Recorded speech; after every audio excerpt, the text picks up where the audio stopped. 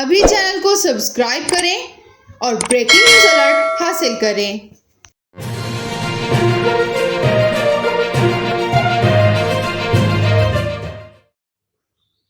اسلام آباد میں جلاؤ گھیراؤ اور توڑ پھوڑ کے الزامات پر پاکستان تحریک انصاف کے چیئرمین عمران خان اور دیگر رہنماؤں اسد عمر اور سابق گورنر سندھ عمران اسماعیل کے خلاف مقدمات درج کر لیے گئے۔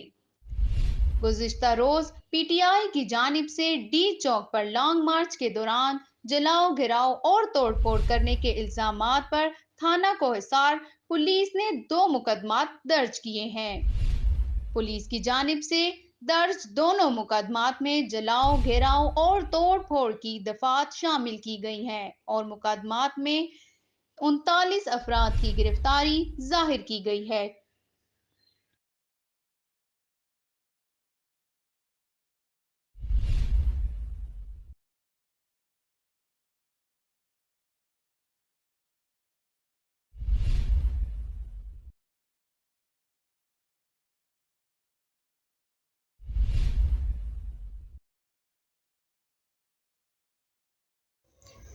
ابھی چینل کو سبسکرائب کریں اور بریکنگ نیوز الرٹ حاصل کریں۔